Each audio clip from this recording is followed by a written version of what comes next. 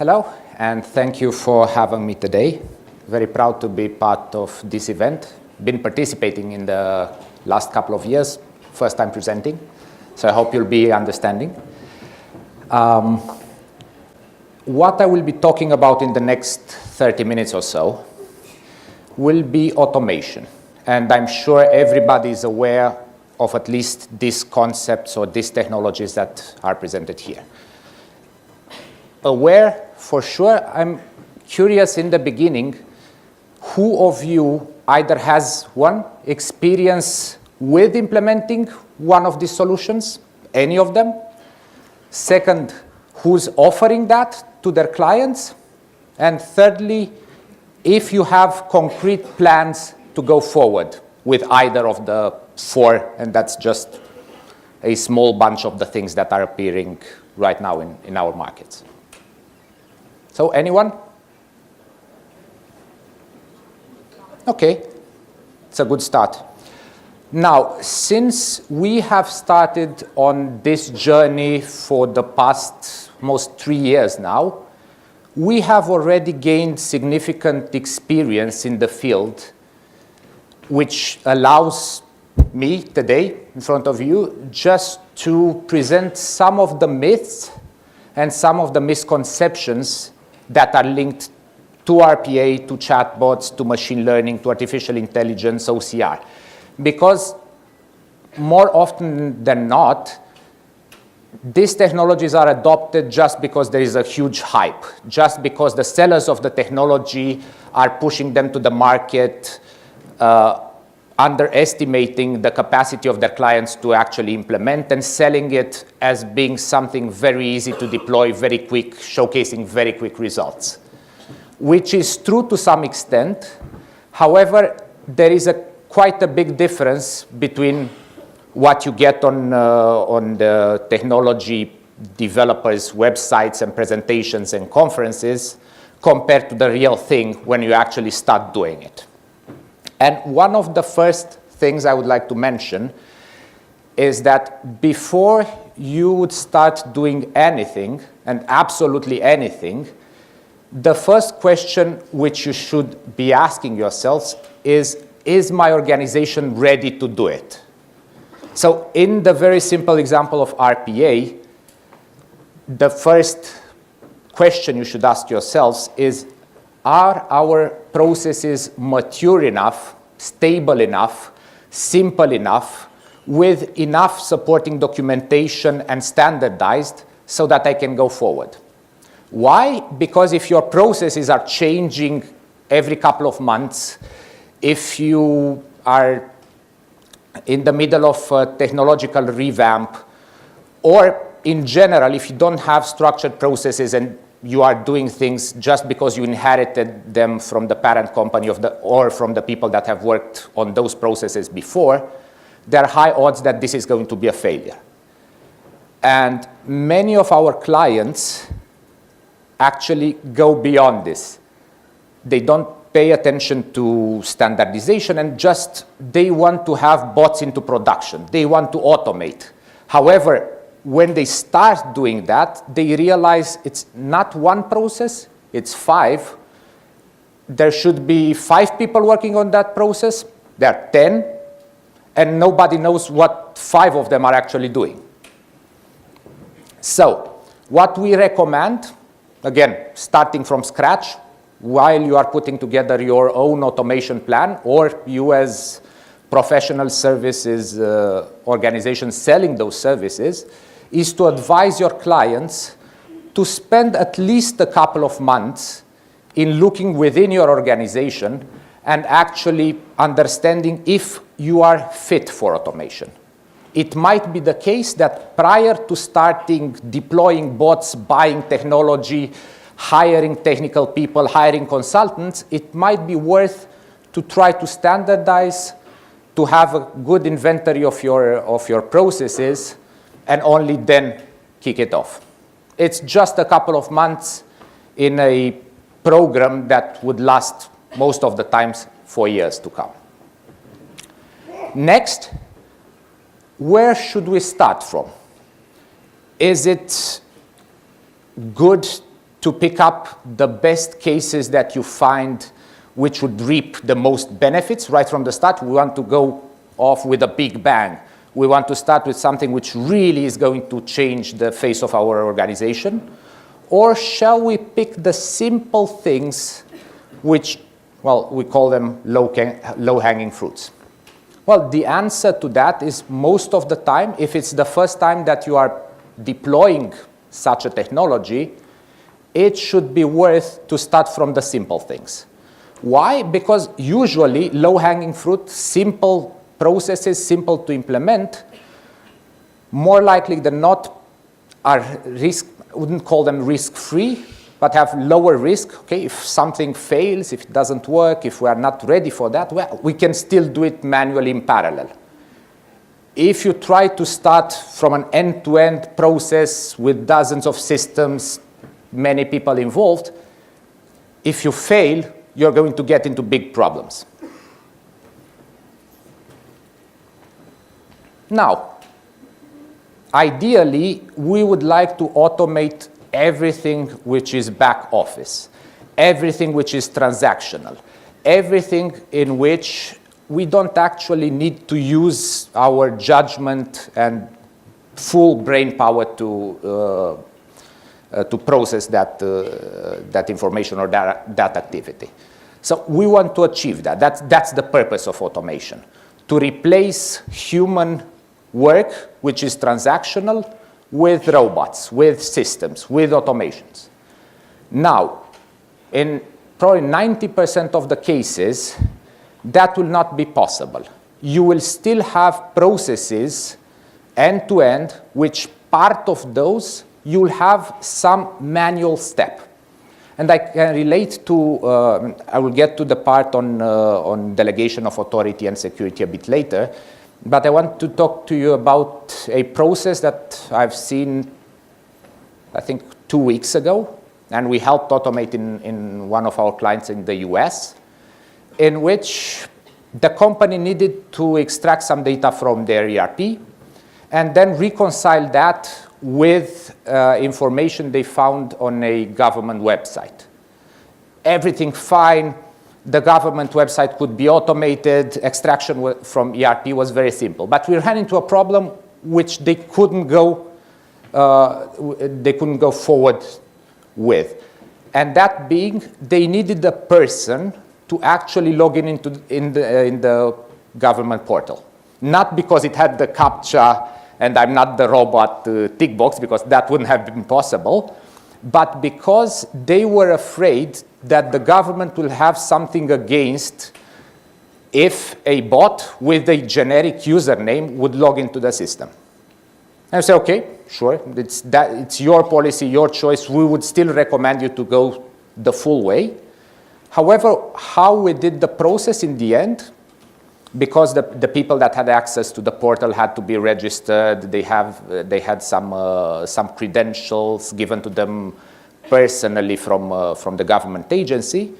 Start the bot, begins the data extraction from ERP, processes in the background some of the files using Microsoft Excel, nothing very fancy. Then it sends an email to the operating saying, I'm ready, I have all the information I need to log into the system and pick up the data from there. Then user logs into the virtual machine, pushes a button, the robot takes over. So the robot could take the data from the portal, but the login stage with the password, the username, and the account, they didn't want to hand to the robot. And in many instances, that's true for many of the processes, not just because of security reasons or reluctance of people to do that, to allow robots to see payroll information or many private information of the company itself, but because it's not possible to do that process automated. If you would go for 80–90% of a process and you still need a manual step, it's okay. Don't have to do it end to end, just click the button, everything works out. Now, in terms of skills, and I will be going back to what I started from, we shouldn't be underestimated what is needed from our people in beginning on an automation journey. And why is that? The technology providers are marketing this as a business-first exercise. Is the chance of finance, is the chance of procurement, is the chance of HR to jump and don't rely on IT support whenever they would need to do an automation. Because the classical way in which we know, finance has some ideas to automate a report, and they have to build a business case for it. They have to go to IT. IT usually is too busy doing the day-to-day operational things. They might think of consultants. They might think of scheduling that for next year. It will cost a fortune.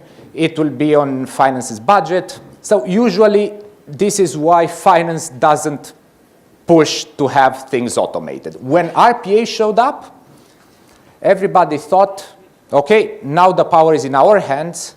We will do automations ourselves. We don't need IT. We don't need anything. We just install these things. We need the infrastructure from them, and that's it. Well, in practice, that's not really the norm. Meaning that, yes, it's okay if a business user gains knowledge in using RPA, in doing development itself. However, in order to reach proficiency with that, first, yeah, a technical and computer science background would be appropriate, would be fine.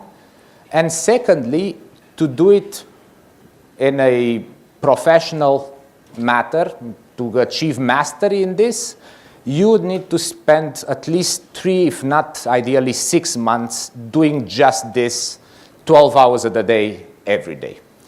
If you think that you can train your team to understand how to implement RPA alongside the things they are doing on a day-to-day basis, it's not going to happen. Yesterday, I visited a company who took exactly this approach, and they have a small team, I think 5 people, doing RPA, again, alongside their normal jobs. And they managed to automate, I think, 3 to 5 processes during 1 year, which is fine if you have huge processes which actually would need a full team of 5 people around the year. But this was with simple things, not the gigantic, complicated processes that would change the face of the business.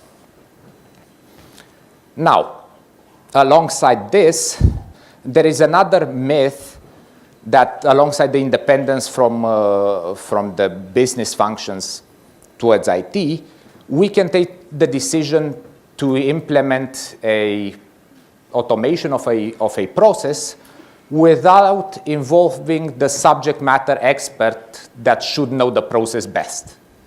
So every now and then you would see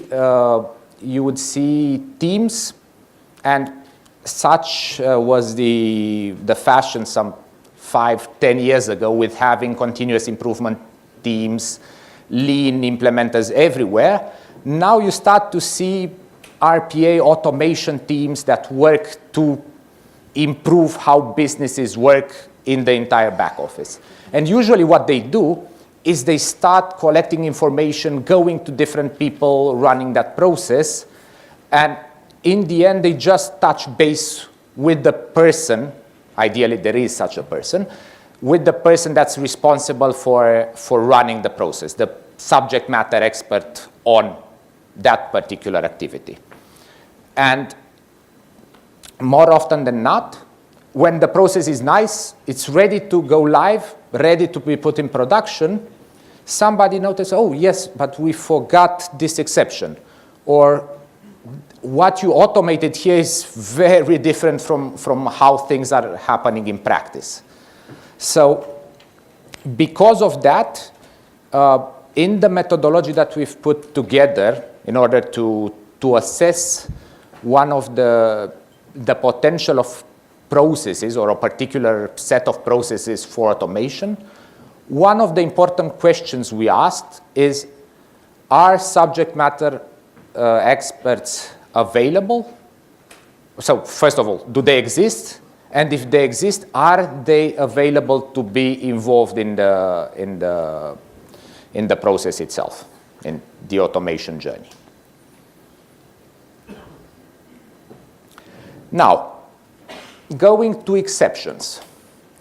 Are the robots able to handle business and technical exceptions? A simple answer of that would be yes. Now, beyond the simple answer, it's always a question of, is it worth to do so? So absolutely you can take into consideration and hard code most, because all would be difficult to assume, but it would be possible to hard code most of the exception that can happen in a particular process step or all along a process. Now, is it worth to do so? Is it worth to spend 3 weeks of development and then another 3 months to capture all the exceptions that you know of at that particular time?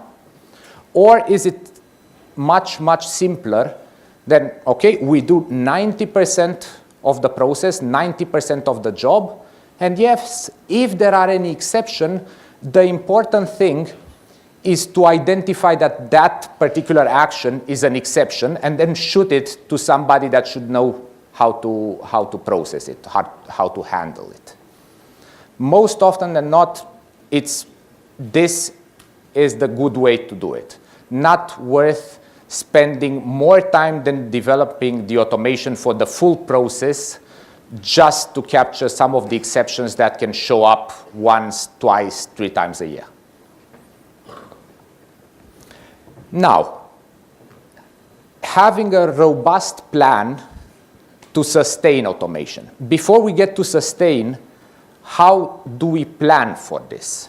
I've seen companies that had KPIs in place, and those KPIs refer to the number of processes, not even the number of processes actually, the number of bots they will have in production in a particular year. So we as a company, we want to achieve having 5 bots online by the end of the year.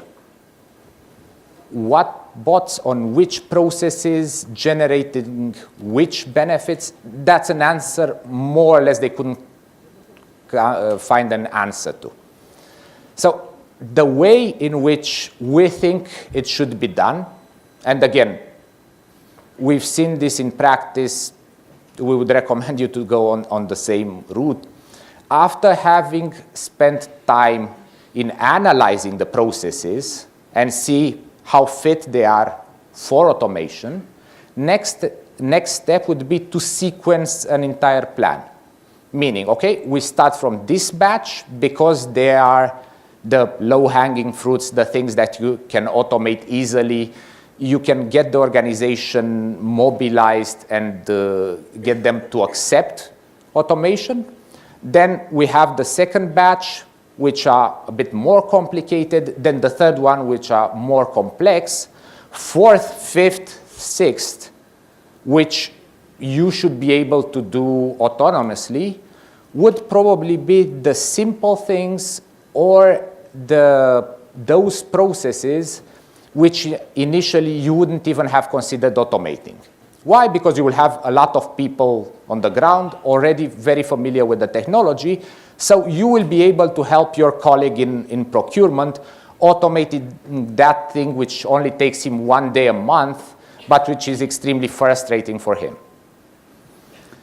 Now, how should an organization be built to sustain this change? You will not be able to do it, again, if you do not allocate or grant the mandate of an entire team to do this. If you just pick people from different departments, put them together, and yeah, they are doing some automation, and they don't have the mandate, they don't have the recognition, they don't have the persuasion power to go in different other departments in your firm and actually challenge and start talking about automation, picking up business cases, supporting those departments in rolling out automation. Again, it's not going to fly. And then what are you going to do about infrastructure? Because having 3 bots, 5 bots, 7 bots, 10 bots is fine. You can do it, IT can do it right now, simple to install. You don't need the overarching, let's say, software, which most of the providers are selling, which schedules when the bot starts, gives you the information on their utilization, and manages the load factor on bots. That's fine, you don't need that.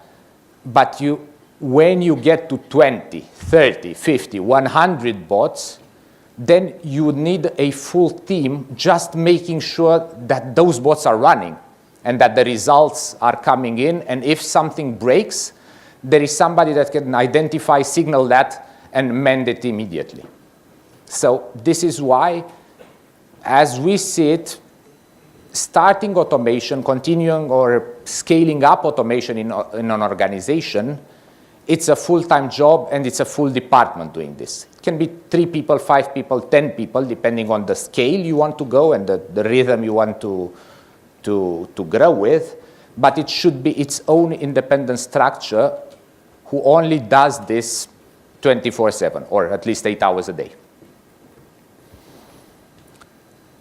Interesting aspect, which is usually not fully understood, not fully taken into consideration, is the matter of risks and controls.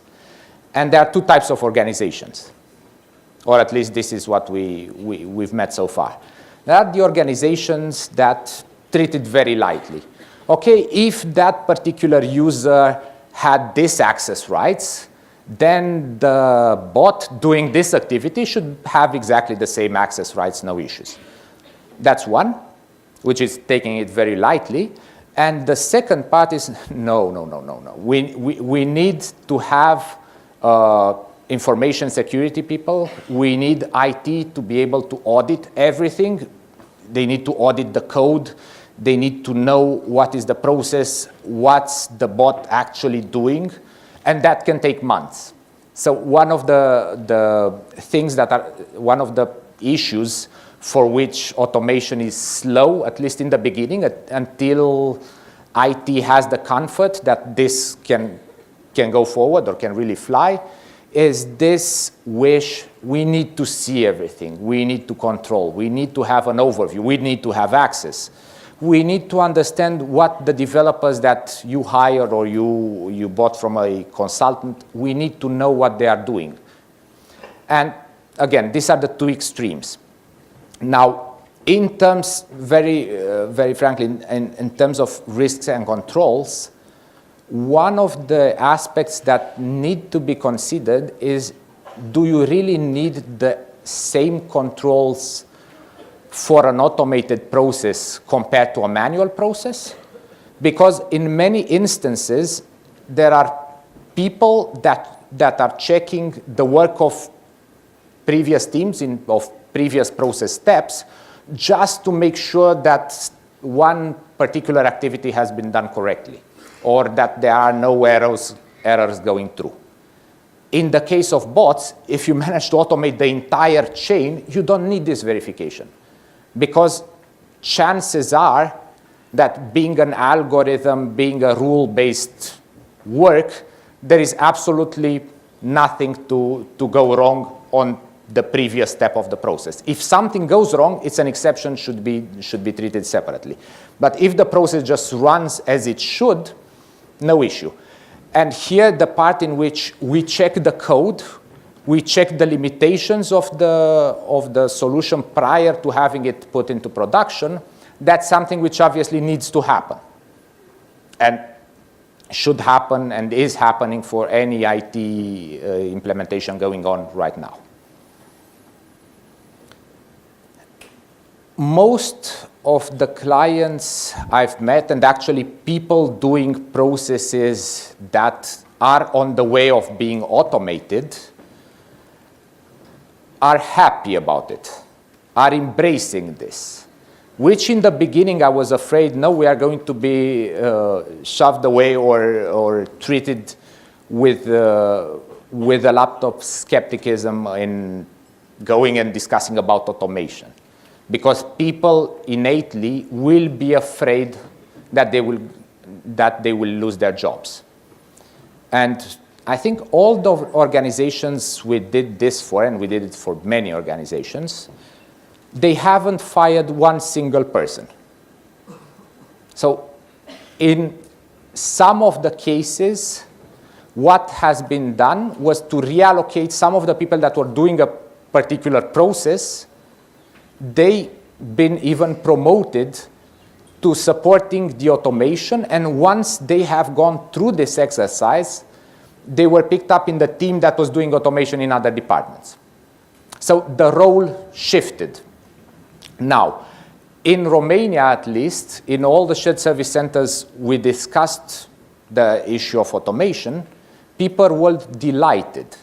Why? Because there is a huge pressure on being extremely effective, of being extremely efficient. And that actually translates doing as much work as we can with at least the lowest number of people that we can. And that creates a lot of frustrations. That creates an impediment to people that actually wish to improve the things they are doing. And generally, one of the reasons, because of the fact that people are overworked, are doing repetitive, not intelligent work, is one of the reasons for the very high turnover in shared service centers or BPOs. Not the only one, but considering the current generation, that's one of the important ones. Last thing out of the 10 myths or 10 advices is upskill your teams. As my colleague was mentioning before, always you should be looking forward in increasing the capabilities of your team. Knowing RPA, you don't have to have people that are developers. You don't have to have people that are certified in Lean. You don't have to have people that have all these fancy qualifications, which probably they would never use, and it's just a nice diploma or a piece of paper that you hang on the wall. However, you should be ready to discuss, to understand these subjects, then to embrace them. I know it's a lot of fancy wording, but you should know, okay, is automation coming? What is it about? How does it work? What's next? How are we going to be impacted by such a movement going forward? Good. So these are the 10 things. I'm thinking we're right on time. I wouldn't want to be occupying more the time before we go to lunch. So thank you. If any questions, I'm sure you can know how to find me. Thank you, Mircea. Thank you.